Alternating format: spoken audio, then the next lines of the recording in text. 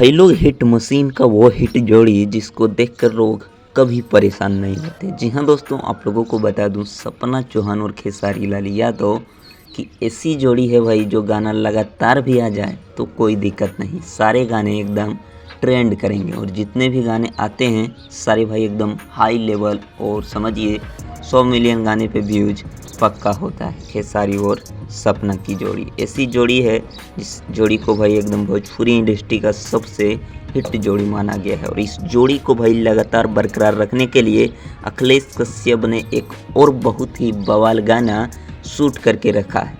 पटना में बहुत ही बवाल गाने का शूटिंग हुआ है, जो आप लोगों के बीच नहीं आया है, जिसका अभी आप लोग लुक देख रहे हैं। और बहुत जल्द इस गाने का पोस्टर आप लोगों के बीच अन्नपूर्णा फिल्म से देखने को मिलेगा। तो जितने भी खेसारी के चाहने वाले सपना चौहान और खेसारी को देखने के लिए उमरिया के फर्क गाना आ चुका है, जाके खूब सारा प्यारा आशीर्वाद दीजिए। मिलते हैं फिर नेक्स्ट वीडियो में। थैंक्स फॉर वॉचिंग भाई, लव यू ऑल।